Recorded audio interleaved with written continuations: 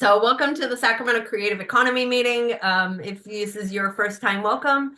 This is pretty fast paced, so hopefully you have something to write down, take notes, or copy and paste on your computer. And let me make sure I've got all my things going. Just a little bit of etiquette. We're here to share ideas and opportunities. Everybody is welcome. Kindness and sustainability is key to everything that we do. We will hear from different perspectives, and that's what makes a community awesome. So you might hear different opinions here. Please be kind and assume positive intent. And we're all here to be supportive. Help each other. Collaboration over competition is what makes a community thrive. So we're here to share opportunities that we find with each other. Objectivity. This meeting is informational, so it's all about information. We are not endorsing any candidates here. We just want to provide a platform for information. The goal is to learn about the candidates that are running for office and for the candidates to also learn about our community and where we are. This is put on by the Atrium. We are very honored to have some of city staff to come and attend as our guests and help provide some updates. But this is an Atrium, so even though the logos are here, that is because the Atrium is partly funded. Part of our programs are funded by the city. So we have to recognize that, but this is not endorsed by the city in any shape or form. I just want to make that very, very clear. And also because we're not a city, you can swear here. So fucking shit is allowed to be said here. Please make yourself feel comfortable. All right, moving on. Webinar features. This webinar is being recorded. And we will archive this on our website, so you can always go back to it. Any of the links, it will take us about a day or two to get it all up, but all the links, everything will be shared. So in the chat, please say your name, where you're from. If you have any events that are going on, put them in the chat because they will go and live forever on our website. Q&A, you have a Q&A there. You can ask questions. It's easier for us and the moderators to find your questions there, not in the chat. So feel free to use that.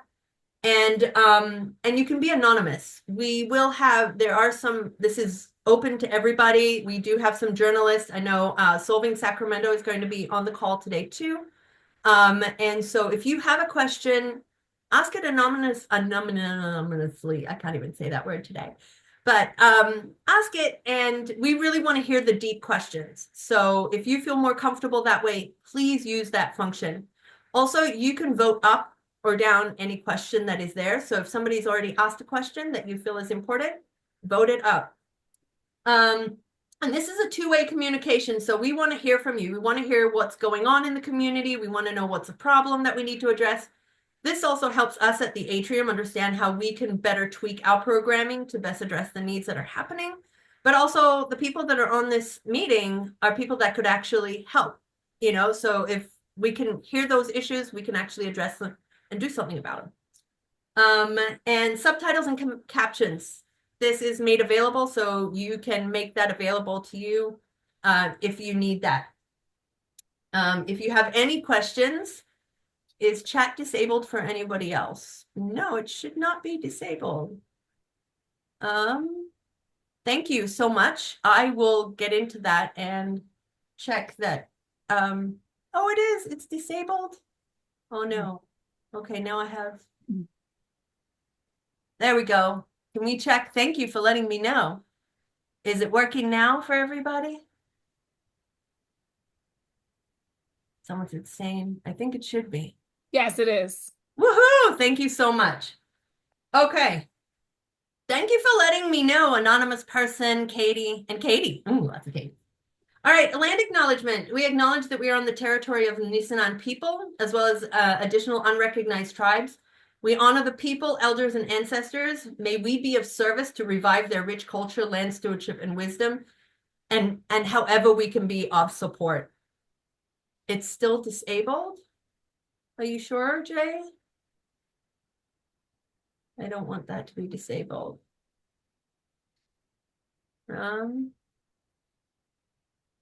Attendees can chat. Oh, okay. Now give it a shot. Thank you for letting me know. Hopefully I'm going to continue. Yay! Okay, great. Significant disparities exist in economic opportunity and environmental well-being in our region. So we need to keep that top of mind in everything that we do. Diversity is essential for all of us to evolve, survive, and thrive. We encourage and foster and nourish community-driven ideas, and we're all about being omni-considerate. So the more ideas you throw at us, the better. And we want to kind of come up with solutions that are actually your solutions. We feel like we're just the engineers. And we're committed to building a kind, creative, and sustainable future for all of us. So thank you. Oops. All right, a little bit about the Atrium. If you are not familiar, we are a creative innovation center for sustainability. We're a hub for creatives, and we're all about building a sustainable future. I'm going to go through this really quick. We are really the intersection between an environmental organization, an arts organization, and economic development organization. Where those three overlap, that is where we exist.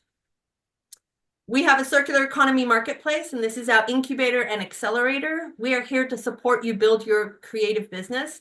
If that is a product or service that you are creating, come to us. We are here to help you. We're all about eco-friendly products. And what is a circular economy? A circular economy is designing an economy that does not create waste. Pretty much that's what it is. And we're here to help you create that if you need.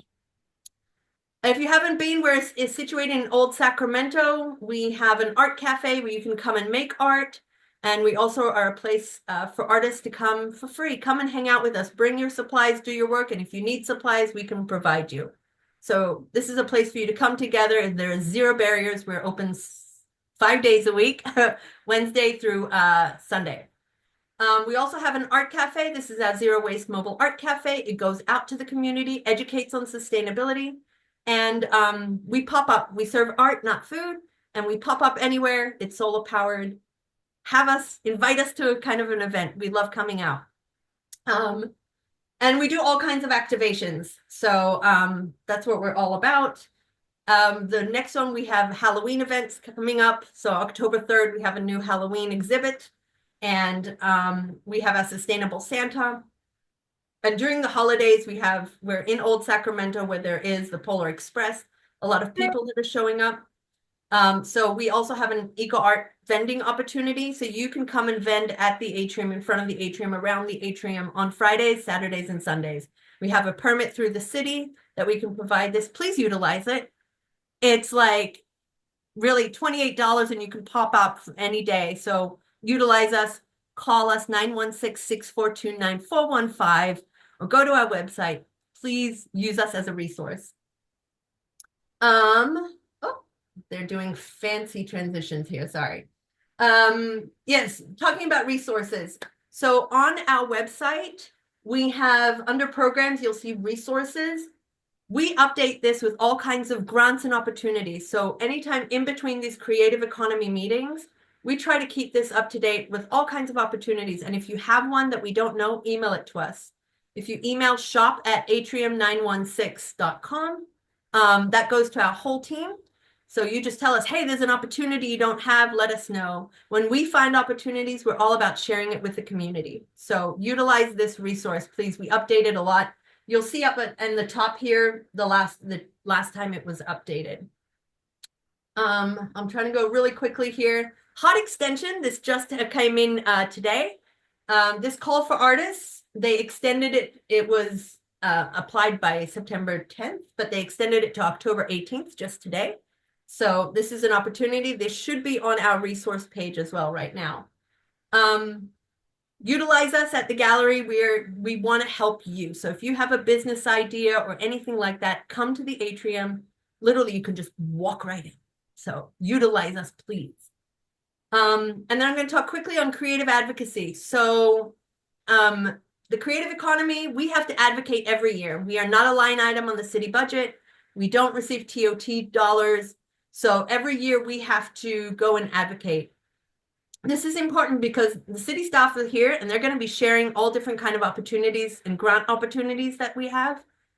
But for this to happen, there needs to be budget within the city to make it happen so that there are more opportunities and more ways of growth. So we have to kind of come together and advocate. So with that, I'm done. That's the Atrium. Please reach out to our team anytime. I have lots of questions. Lots of, sorry, lost my train of thought. So we're going to get into it now. I'm going to transfer it over to Faith McKinney and give us an update. And I'm going to stop sharing. Yes. Hey, Sacramento. Thank you, Shira and the Atrium team, for inviting me to discuss a current opportunity for Sacramento region creatives. My name is Faith J. McKinney. I'm a Sacramento-based curator, writer, and director of Black Artist Foundry. I partnered with the gallery by We Are Sacramento, Boss Sacramento, Her World, it's a lot of us, y'all, Uptown Studios, and Oak Park Brewing Company for the Drink This and Vote poster contest. It's a collaborative effort. This is the second, the first Drink This and Vote campaign was 2020. And so here we are in 2024, and we have 42 days left, y'all. There's a lot at stake at the local and federal levels. And if you know me, I always have something constructive and critical to say, and I really am hopeful that you do too. Use your creative voice, design a poster, submit it for a chance to be featured on an Oak Park Brewery commemorative vote can. 4 will be selected. We will also display printed posters in both my gallery downtown and the Gallery 916 on Del Paso Boulevard. So later this evening, we'll hear from my friend and arts patron and supporter, Dr. Flo. Please ask questions that are important to you and to our creative economy. Register to vote, get someone else registered to vote, and please vote on November 5th. Follow Drink This and Vote for more information, and I will post detailed information in the chat. Thank you again for having me. Thank you, Faith. Yes, all details and info, place them in the chat.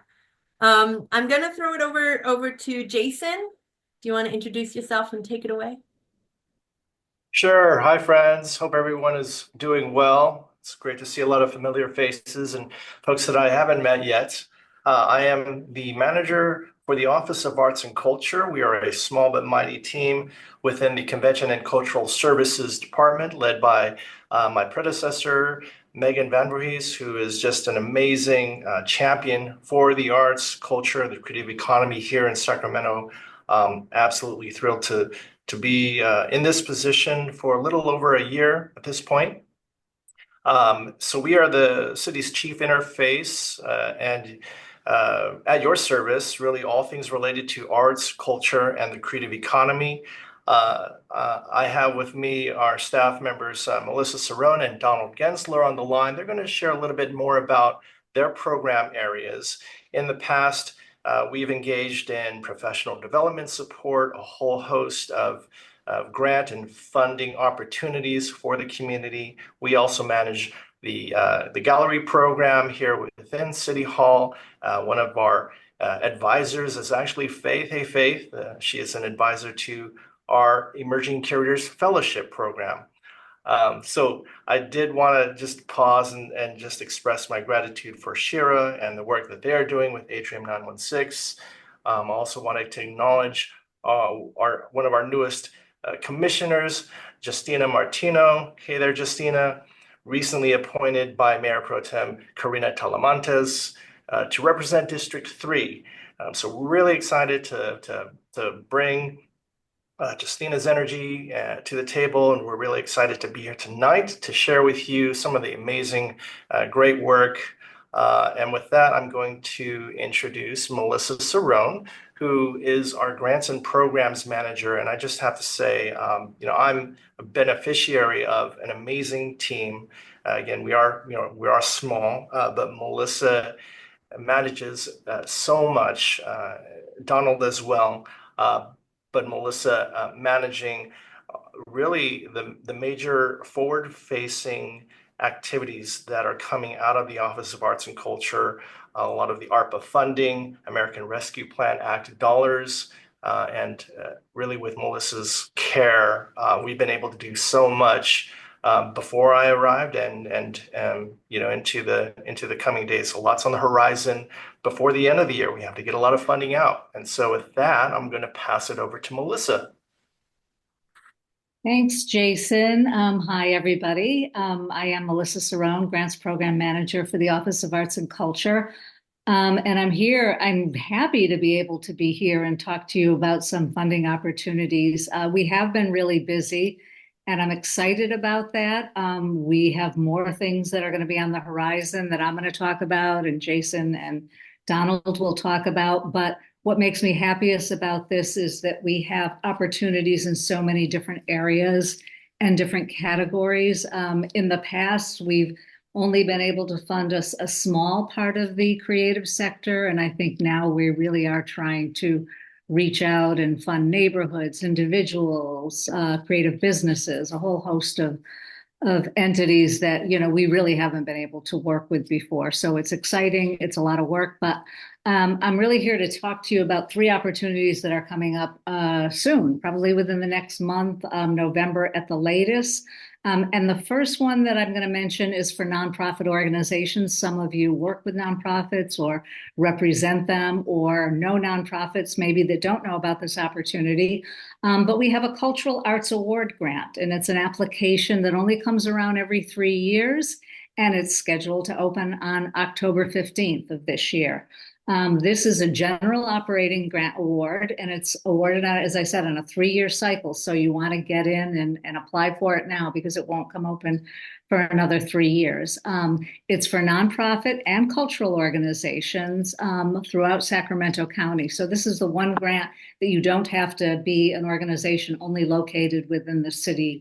We're able to, with support from the county, to open it up throughout Sacramento County. You don't apply for a specific amount. The amount of funding you can receive, if your application is approved, is really based on the pool of funds, the number of grant awards that are made, and your score. All of our grants go through a peer review process. So there is a panel. They're not awarded by staff. They're awarded by a panel of experts that really look at your applications and make that determination. So again, it's opening on October 15th. We're going to keep it open for about 2 months. We're trying to keep it open as long as possible.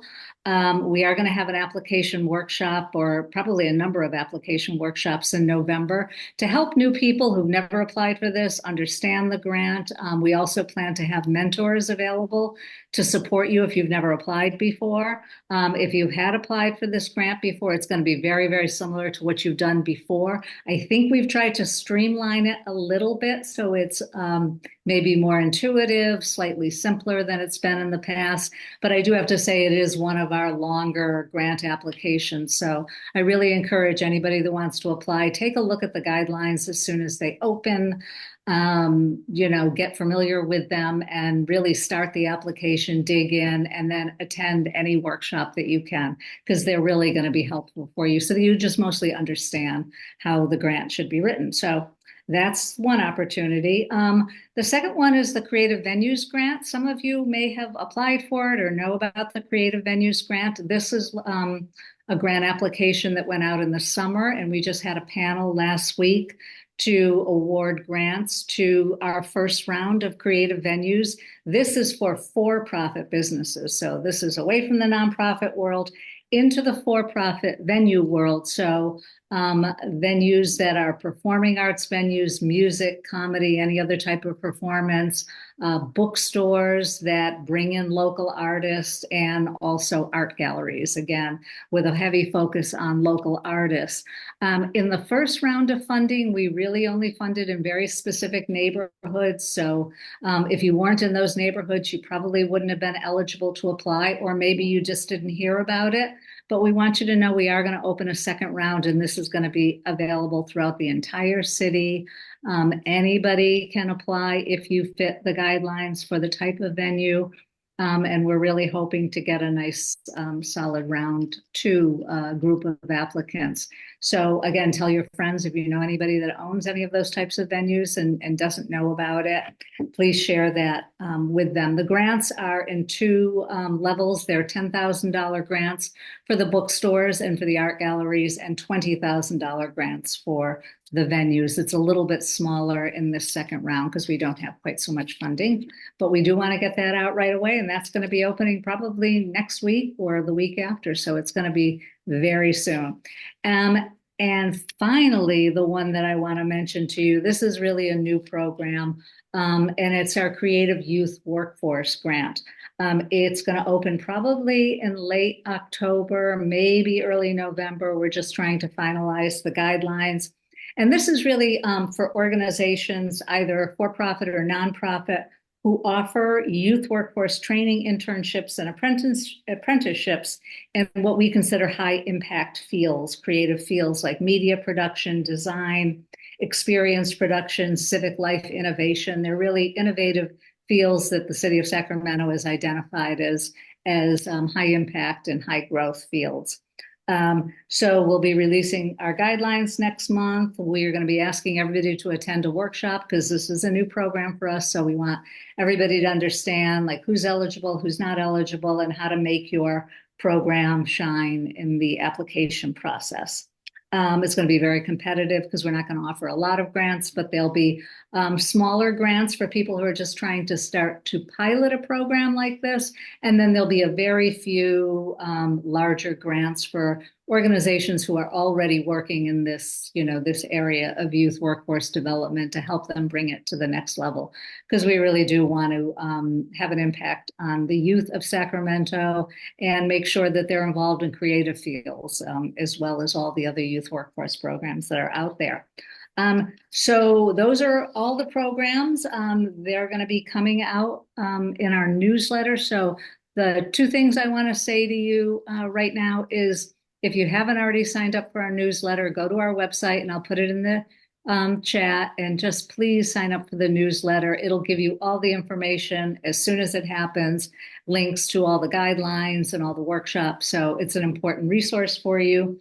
And the second thing is, and I know you have it in your agenda, please email me and probably all of us. If you have questions, if you're not really sure what we're talking about in a guideline, or you just have questions about whether you're eligible or what might be coming down the pike on the horizon, please, we are really accessible to you, and feel free to email me anytime, and I will definitely answer you and try to help out. So that is all I have right now. And I think I'm going to turn it to Donald now, right? Yeah, before Yeah. I give it over to Donald, I just want to say if you guys can put your emails in the chat, that would be amazing. And second, I was extremely rude and didn't introduce Alyssa and Laurel, who work with the Atrium. Laurel is our gallery director and Alyssa is our program coordinator. And we have two of our board members, Wendy Hoyt and Ahmed Ortiz. Mehdi Ortiz. So I just wanted to say thank you for joining. If I'm ever in trouble or do anything wrong, you can go to my board members and tell them I'm being bad. So with that, I'm going to transfer this over to you, Donald. Take it away. Terrific. Thanks, Shira. Thanks, everybody. Glad to be here. A little bit in transit right now with family responsibilities, but I really didn't want to miss out on the opportunity to share with you all a little bit about our Art in Public Places program. Established in 1977, as many of you may know, we commission artists to do work around the city, both through 2% for public art funding, but also through grants and other funding sources that we actively search to find and make happen. So my name's Donald Gensler. I'm really happy to be able to present to you, or not present, but really just share with you a couple opportunities. Besides managing about 450 pieces in our permanent collection, we currently have three really big projects going on. One called the Del Rio Trail. We were able to secure a grant with the state of California and hired 27 artists to participate in this. Just been such an exciting project. If any of you have seen it, there are 18 permanent artworks going in along the trail as we speak. 10 are already in and 8 are in various stages. And we're really, looking forward to celebrating all of this with interpretive signage and the new artwork at an event at the Latino Center for Art and Culture on November 8th. We'll put a little bit more information in the chat. Amy, if you're there and have anything we can drop in there, that would be great. Donald. Thanks, Jason. And we're starting to add more information about that event which will be an artist talk for those 7 artist teams that are creating the permanent public art. Plus, we'll be inviting all of our phase 1 artists that did just incredible work about the trail and whatever that meant to them. And so we hope that many of them will be able to attend. And then there'll be the artist talk for those artists that created the sculptures along the trail. Also followed by that on Saturday, November 9th, will be between 10 a.m. and 12 p.m. The artists that created the work will be out at their installation sites. So you have a chance if you want to walk, bike, or roll by and say hello and just get to hear a little bit about their work. I think that'll be a really exciting event. Do you have any Also, opportunity? one thing that we want to invite people to is the Hanami line is a dedication coming up on October 23rd, Wednesday, October 23rd, and from 5:30 to 7. And we'll also put that in the chat as an opportunity to come and celebrate Reed Madden's new sculpture at Matsui Waterfront Park.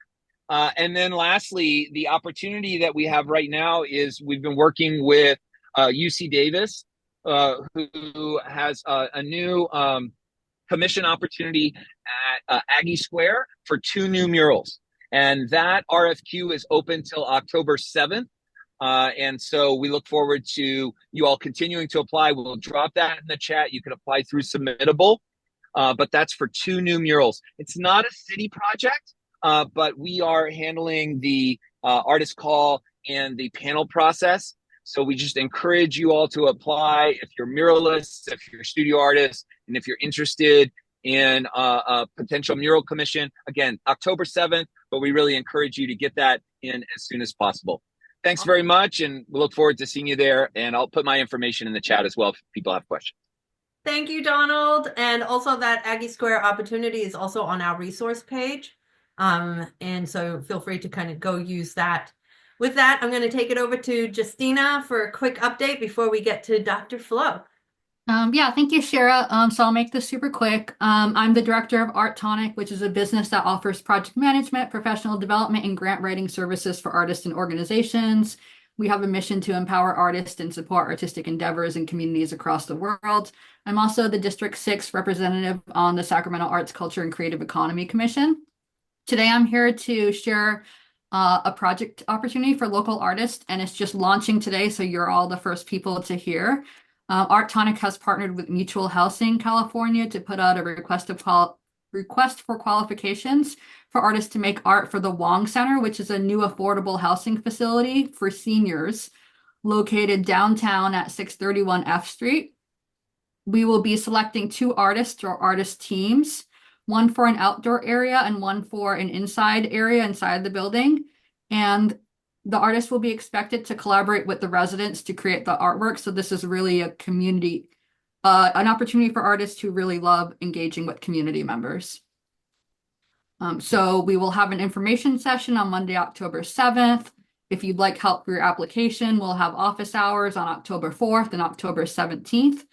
And you can download the RFQ, register for the information session and office hours, and access the application all at arttonic.org/Wong Center Art, and I'll put that link in the chat. And I just wanted to say thank you to Shira for organizing, and thank you so much to Dr. Flo for taking time tonight to spend with the creative community. Awesome. Thank you so much, Justina. And I want to thank everybody here for all the opportunities that we're coming together and helping each other. I do have a couple of questions here in the chat regarding the Office of Arts and Culture. Do you mind if we do that after we talk with Dr. Flo? Is that okay? With the Office of Arts and Culture, are you guys going to stay on? I could stay on. Not sure about Donald. Looks like maybe one perhaps is regarding the APP collection. But in the interest of time, maybe I'll be on for the length of the event. No problem. Okay, and if you guys can look at the Q&A, and if you guys want to type your answers back in, that would be also great. I think there's just some questions if publish the inventory of the APP collection. I think they're asking about if the OAC is getting compensated for the work Dawn just described for Aggie Square. Okay, and just asking about so I feel like this can all be answered in the type. So with that, I'm going to quickly, so we stay on schedule. I want to stay on schedule and honor our time that we have with everybody here. Dr. Flo, would you like to introduce yourself? And I do have questions for you ready and prepared, but I'd like you to introduce yourself, and then we also have questions from the community. Sure. Good evening, everyone. My name is Dr. Flo Cofer. I am running for mayor of Sacramento, and the election is 43 days away, and ballots are mailed in 14 days. So I'm really grateful for this opportunity to be able to talk to you a little bit about who I am and why I'm running for mayor of Sacramento. And so rather than giving you the long form sort of description of who I am, I'll give you the shorter version, which is that I'm originally from Pittsburgh, Pennsylvania. I'm the daughter of two public school teachers. My mom taught 8th grade English and my dad taught 8th grade math. And my mom was also a musician who coached choir. And so a love of arts was something that was really cultivated in me. I am from the part of Pittsburgh where August Wilson wrote his Century series. And so when his new plays came out up until the time that he passed away, they were always debuted at the Public Theater in Pittsburgh. And so my family would always go and see them because they were written about the Hill District, which is the neighborhood that I grew up in.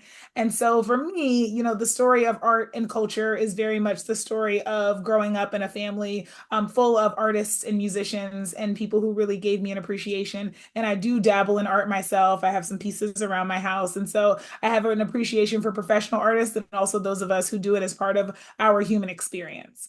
And, you know, part of the reason why I think that public policy is so incredibly important is because I know firsthand the ways in which the lack of public policy impacts our lives, as well as the existence of public policy impacts our lives, both in the positive and in the negative direction. And so for one, you know, my experience losing my dad when I was 11, when he was only 47, is one that obviously stays with you. It's a major childhood trauma.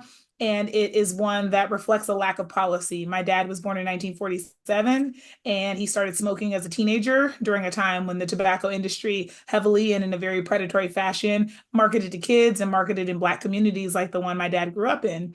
And so he struggled with that addiction until it ultimately took his life prematurely. And so that loss of him for my entire family is one that is still felt today. And my dad would be 77 if he were alive, and we really certainly miss all those years that we missed out with him. And on the other side, there were policies that existed to protect me in the aftermath of that, which included access at my public school to individual and group grief counseling that allowed me to be able to help navigate one of the hardest experiences of my life.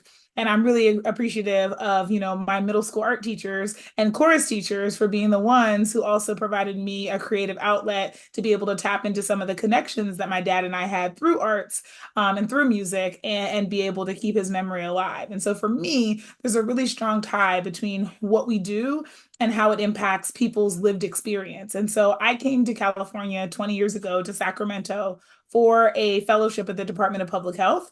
And I decided to stay because Sacramento was a lovely place. It was also a lot warmer than Michigan, where I had just graduated. And when the wind chill was -45, and the fact that this is a place that can sustain the life of palm trees, let me know I was not going to have wind chills that low.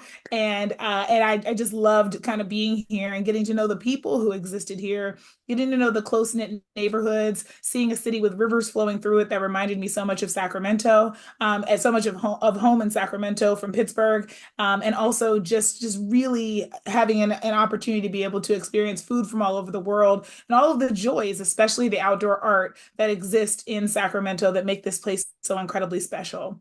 And when I got involved, as I started to, on the Active Transportation Commission and on the Mayor's Climate Commission and eventually Measure U, one of the things that really attracted me to serving on the last one was the opportunity to be able to braid in something we've known for a long time, which is the importance of art to health and well-being. As a public health professional, we know that when we have artists and when we have spaces for people to be able to engage creatively, we see more community connections, we see longer life expectancy, we see decreases in violence. And so these are important parts of public policy that I don't think get enough conversation and attention, and something that I wanted to be able to bring attention to. And I was really excited when Measure U was put on the ballot in 2018, because the second half cent was supposed to go to the creative economy, supposed to go to inclusive economic development, and it was also supposed to go to our affordable housing fund. And unfortunately, I think many of you know how that story played out. The dollars did not flow to those three places in the way that they were promised. And that to me is a broken trust with voters. It means right now, as we have other issues that we may wanted to go back to voters and ask for funding for, I feel reluctant to do so, because I feel like you can't ask for more when you haven't done right with the resources that were already allocated. And so I was really disappointed. And when I served on the Measure U committee for 4 terms, we kept pushing the city to say, wait a minute, promises were made, campaign promises, and this is what is owed. And these are the ways that we can really manage our city towards a bright and prosperous future. So one of the things that I think distinguishes me from my opponent and from the field of opponents in the primary is that I really do have a vision for Sacramento being a wonderful place that includes supporting our arts community. And my former mayor in Pittsburgh, Tom Murphy, actually came to visit Sacramento recently, and he said something that has really lived rent-free in my head that I keep repeating. And he said, Sacramento at this point really has two options. We can either manage towards a vision for the future, or we can manage our own decline.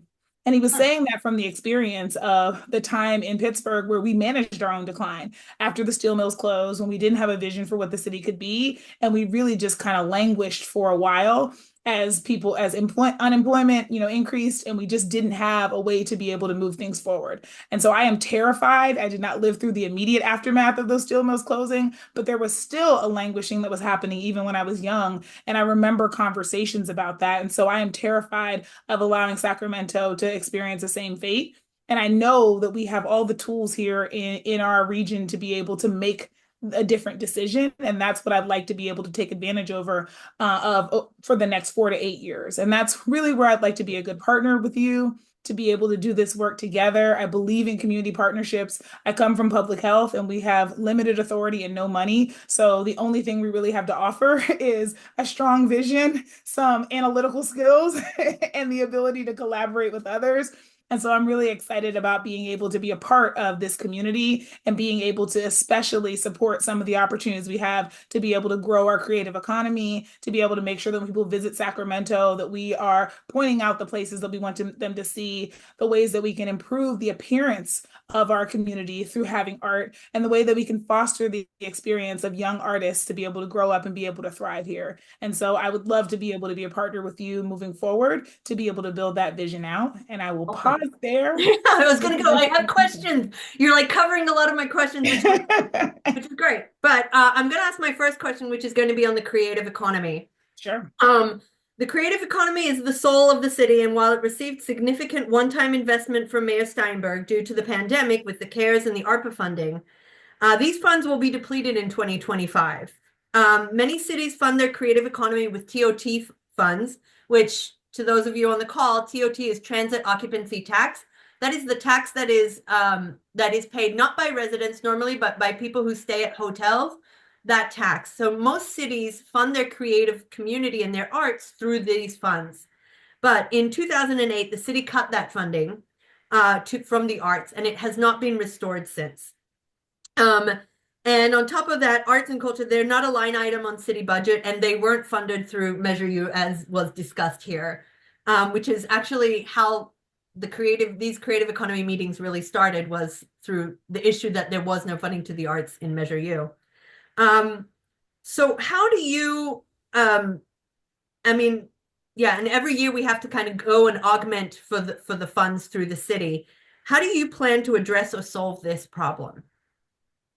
Yeah, so I think it's really important that we build this out in a way that makes sense for the entire city. And I think one of the best ways to do that is to be able to think about the ways in which the arts is part of our ecosystem and also returns dollars to our economy, because that's one of the major considerations right now. And I think sometimes we have a very short-sighted view of what investments actually yield for us as a city.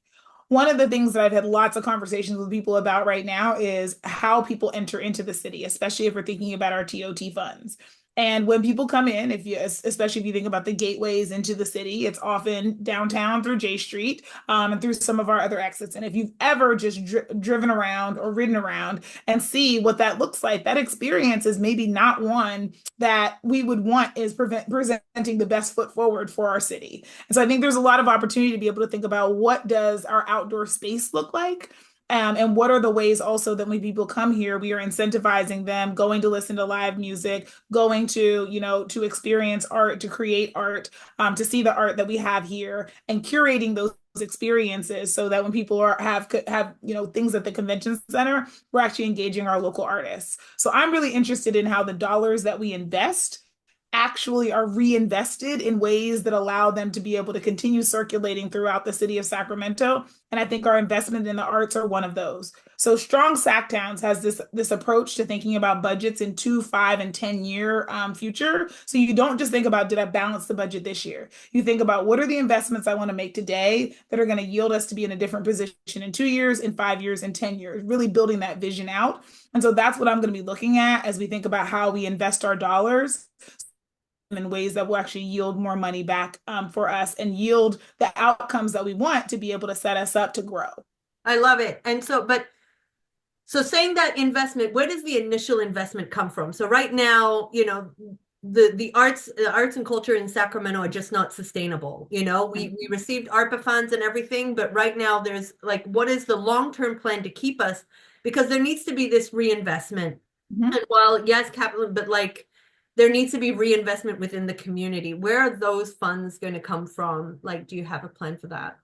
Yeah, so I mean, some of those funds are going to come from TOT. Some of them are going to have to come from the general fund, and some of them are going to have to come from Measure U. So one of the things that I've been talking a lot about on the campaign trail is this process and efficiency recommendations that the city contracted in January of 2019. There are 39 recommendations. I don't agree with all of them, but the whole purpose of this report was to be able to assess the short and medium term revenue and cost projections for the city, and to come up with 10 to 20 recommendations that didn't include having to lay off any staff, but that would help the city to be able to increase revenue and reduce cost. And that was, a lot of it was efficiencies, right? When you have a $1.7 billion budget, you don't always spend every dollar as efficiently as you can. And so there's some great recommendations in there. And so that's one of the places that I'm looking right now to be able to think, again, how do we efficiently retool our budget over the next few years so we do have more money, so we can get to a place where we have the promised dollars for Measure U.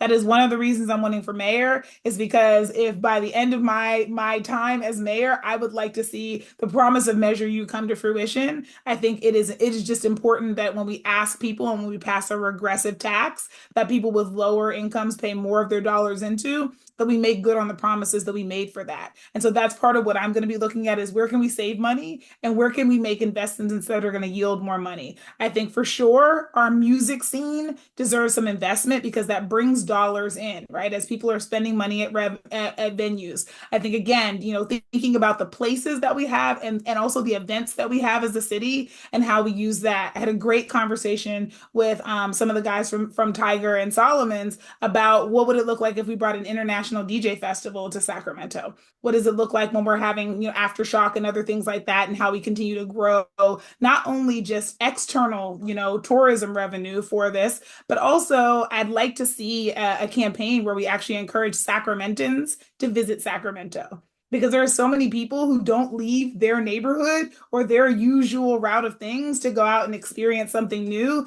And I really want to expose people to the rich culture that's here, because you don't have to go to the Bay Area to see cool things. I would argue that we have some really fantastic food, some really fantastic art, and some great music right here in Sacramento. And so you should consider doing a staycation and visit your own city. And that's one of the things that I want to champion, so that we're investing those dollars wisely. I love that. Thank you.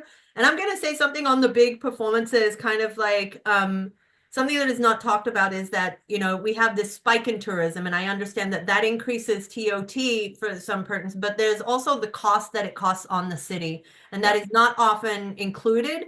And I like to talk about consistent tourism. So you have these spikes, but yet what we have to focus on is consistent tourism, and that is with our local arts community that brings in people, because we want to see the creative community in general. Any day you come to Sacramento, it's awesome. It doesn't have to be a specific event, is my goal. Okay, Another question is, do you have a sustainability plan for Sacramento?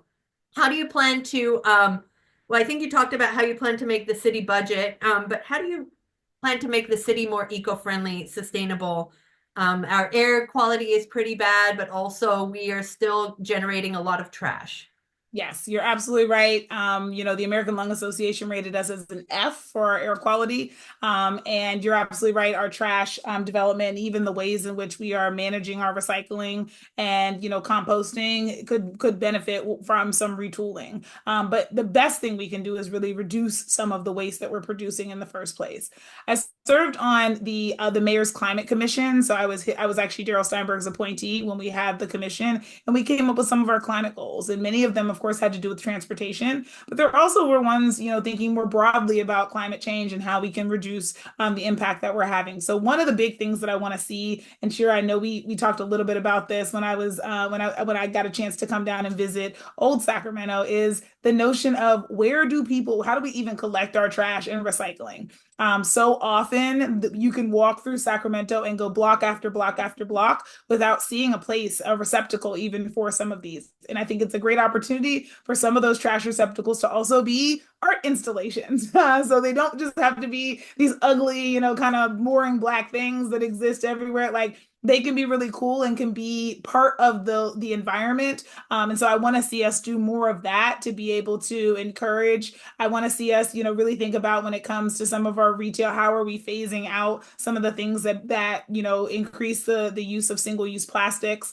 What are the ways that we are actually building out an infrastructure so more people can reduce those, where we can use compostable, products instead of ones that are discarded? So I really want us to be coming together as a city and talk about the ways that we can incentivize those things, and what we can offer as a city to be able to support the infrastructure. Infrastructure isn't just roads and sidewalks. It's also what's on those roads and sidewalks, and having receptacles is one of the ways that we can improve this.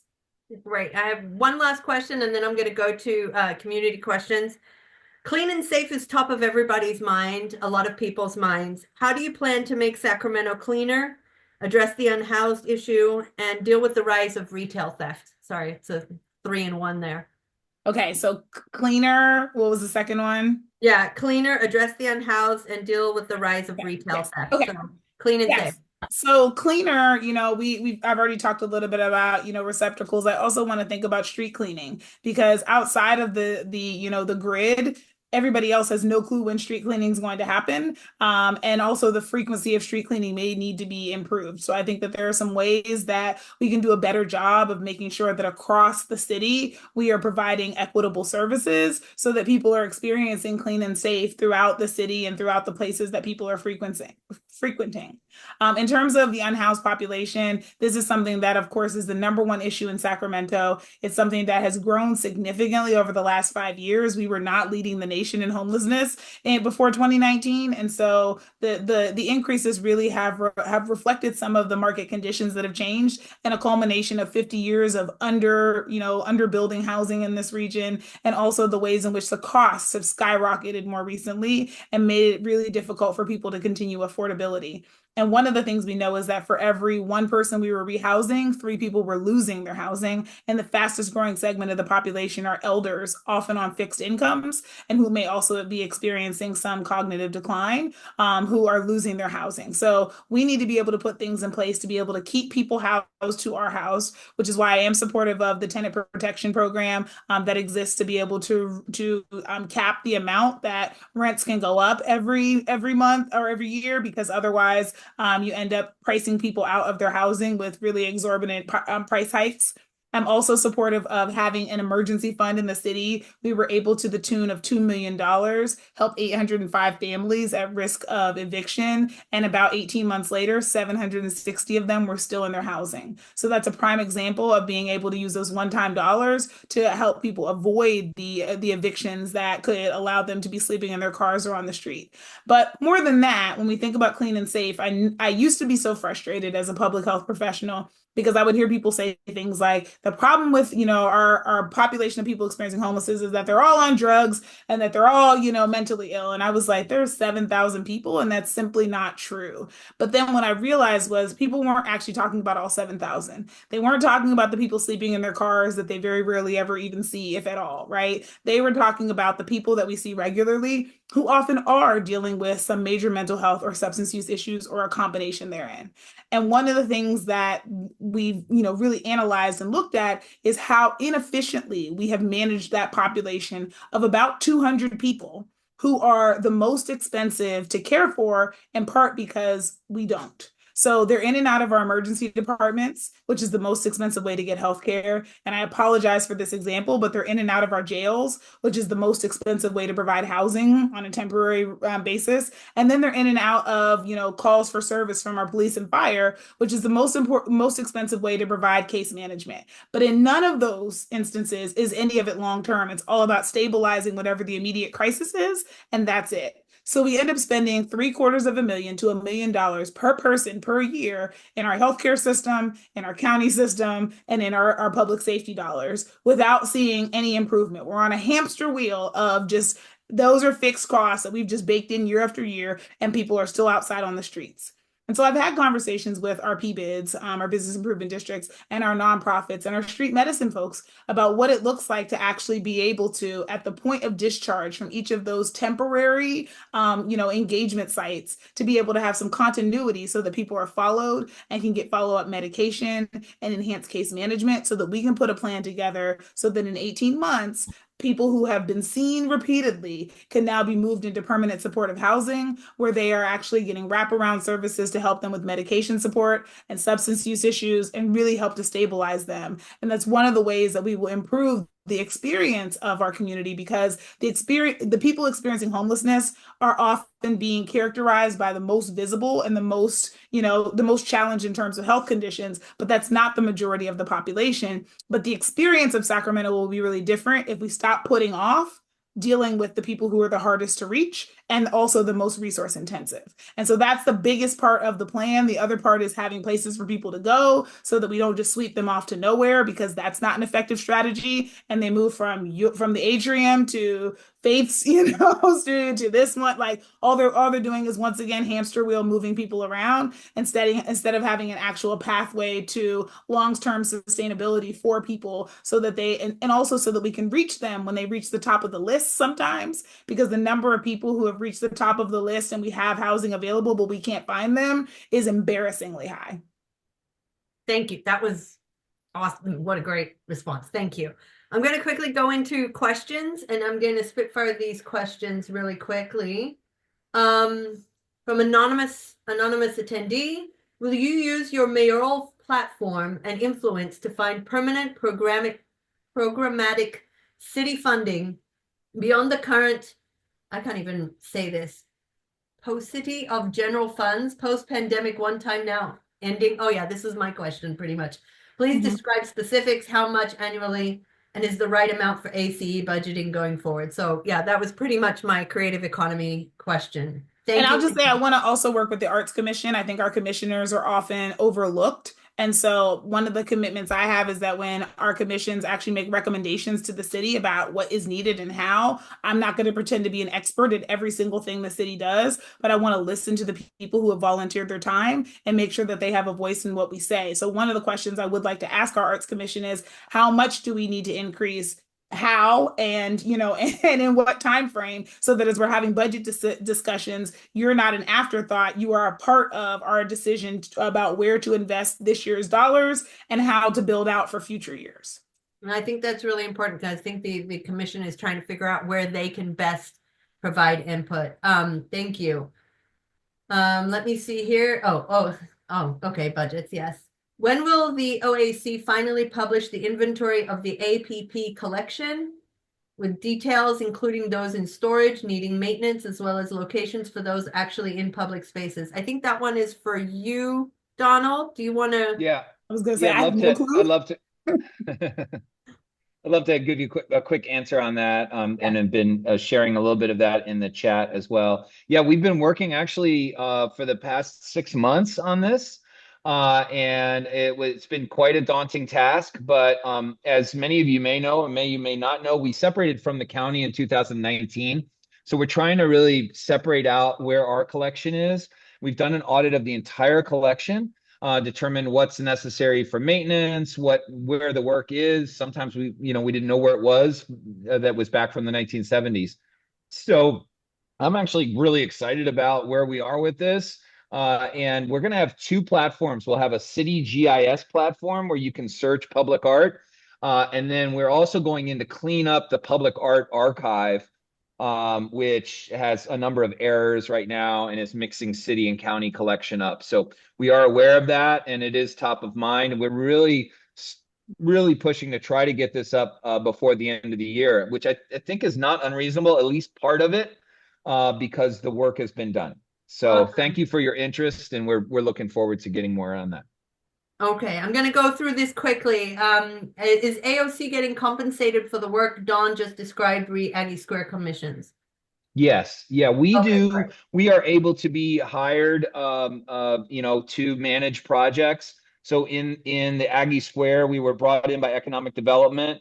And so the developers have hired us to basically do the call for artists for them, and to run the selection panel. And then at that point, it gets turned over to the Aggie Square people. Perfect. Okay, so I think there's another question. What's the structure? Is it a contract with Wexford, or I don't know what that means, but if you want to answer that. We're getting into the weeds here, but Okay, yeah, so why don't you just we type are an answer to that one? we're working with Wexford and with UC Davis directly, because they are the ones that are doing the project. These are not city commissions, but they're interior mural opportunities. And I do encourage artists to apply. We think it's a great opportunity to be part of the new Aggie Square project. Fantastic. We're all here for flow, right? Okay. That's for your flow. Yay for honoring schedules. So thank you so much. Measure U fail. Yes. What do you plan to do post Measure U disappointment realities, arts and culture, funding streams or lack thereof?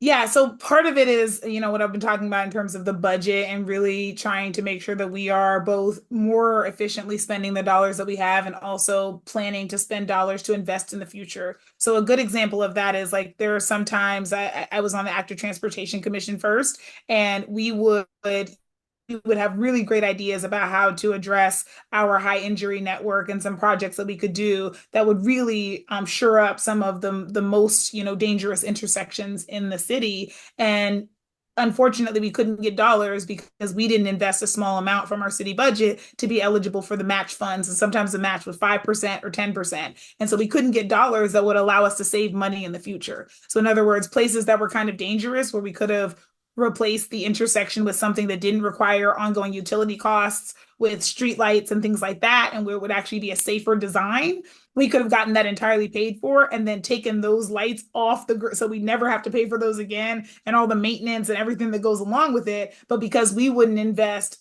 $200,000 or $300,000 or $1 million here, we didn't get those additional funds. So part of what I'm going to be looking at is, what do we need to invest in now to make a major investment so we will have more money in the future? That's the way I want to look at our budget for the next few years. Is not just, did we balance this year, but did we also invest in ways that set us up to be able to have more money in the future and to be able to do the future projects? Because I'm sure all of you heard about the closing of Rio City Cafe, and that happened because the city kept putting off the maintenance. It was the landlord of Rio City Cafe, and kept putting off the maintenance to the point where then they couldn't use the space anymore. So not only did now the city lose the rent, but we also lose all the tax revenue that's coming in from all the patrons spending money there. So that's an example of making short-term investments, or making a lack of short-term investments that end up costing you more money in the future instead of saving more money. It would have been much better to invest in just keeping the space up to date. And so that's what I want to be looking at, is how do we do this so that we can continue to grow revenue in the future instead of losing it. Awesome. So this is another anonymous attendee. So you do not have an OAC budget plan as a campaign platform doc question? I don't have an OAC plan, no. Okay. Why Arts Commission and not staff? Question mark. Another anonymous attendee.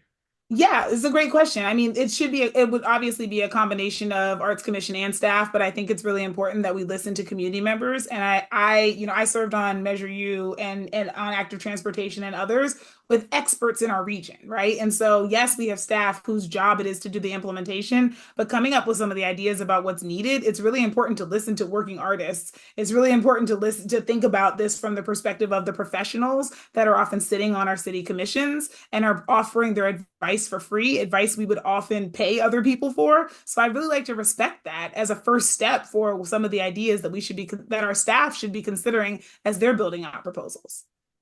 Love it. Will the GIS show more than location? Oh, you're writing an answer, Donald. Thank you so much. And then from Buddy. Hi, Dr. Flo. Buddy from Musiclandria here. Do you have any ideas for addressing the empty building issue in our region? Or any ideas on trying to build a dedicated arts district?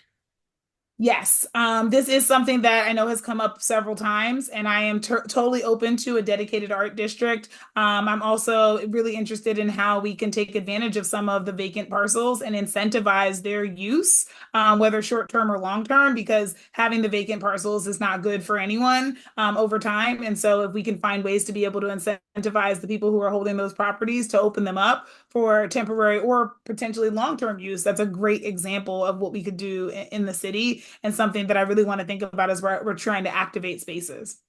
Love it. Okay, and then I think Justina asked a question. I don't think I can ask questions in the Q&A. Oh, sorry about that, Justina.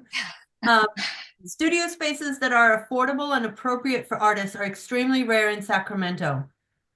Do you have any ideas regarding the creation of more of these spaces for artists? Yeah, so one of them is very related to, the previous answer, which is I really want to take advantage of some of the vacant spaces and be able to incentivize, having folks come. And I see someone else ask commercial vacancy tax or bust, yay or nay, Flo. And I'm like, I have been in favor of a vacancy tax, both for empty parcels and also for commercial buildings, especially to be able to find ways to be able to make them work. I also, and that's why I said like it also can be framed as an incentive, something to make motion happen and movement happen so that it's not actually financially like desirable for you to leave available spaces that someone else could be using just to sit empty. So I want to make sure that we are setting things up policy wise to make sure that those spaces are activated. And I think that can also help with some of the availability of some of the artist spaces. But I'm also open to other ideas on how we can do that long term. I think what is needed long term is an investment, and that's where having the dollars available to be able to do this and to revisit the TOT is important. Thank you. Okay, we are 5 minutes over time, so I do apologize. But Dr. Flo, can you put your contact information so just in case anybody can reach out to you? And Faith, I see you have your hand up. Yes, I have just one. Actually, quite a personal question. As someone who has worked in historically predominantly white institutions in Sacramento that I will not name, and BIPOC-led and serving arts institutions that I will name, Sojourner Truth African Heritage Museum, Soul Collective, Latino Center of Arts and Culture, and Celebration Arts, just to name a few. I'm curious on specific strategies you could propose to increase public and private investment in the arts, and quite specifically, how you will ensure that that investment benefits underserved communities, which normally historically has not, and fosters a much more vibrant cultural landscape in Sacramento.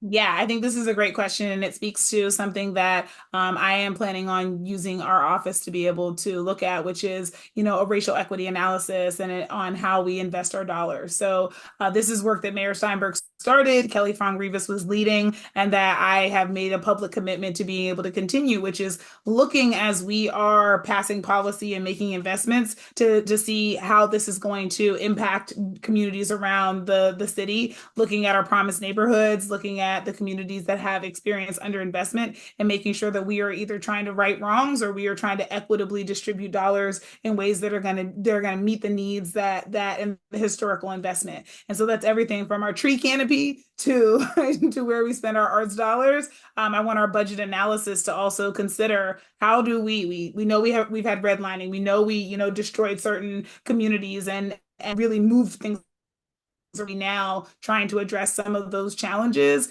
and using those dollars to be able to invest in ways that are going to be productive and proactive moving forward? And honestly, that was supposed to be part of that promise of the inclusive economic dollars from Measure U. And that's something that's really important to me that we fulfill the promise of, because it's desperately needed in this community. I love it. Thank you. We are a little bit over time. I just want to be respectful to everybody's time and everybody that stayed a few minutes later. Thank you. There's another question here, waffling. I don't know what that means. I'm so sorry. But does anybody hear any of any last questions before we go? If not, I want to say, Dr. Flo and all the attendees panelists that are here, thank you so much for attending and spending your time here and sharing your ideas and your plans for Sacramento. We're very excited to hear about it and to see more what's happening. Again, this is not an endorsement of any candidate. This is an opportunity. We will be doing another meeting like this with the other candidate, Kevin McCarty, and asking the same questions. And so please make sure you attend to ask the same questions or different questions, but I will be asking the same questions. And thank you, Dr. Flo. Thank you to all my attendees. You are awesome. And thank you for attending. And hopefully this is helpful. And we will publish this within 48 hours. Love you guys. Thank you all. Appreciate it. Bye.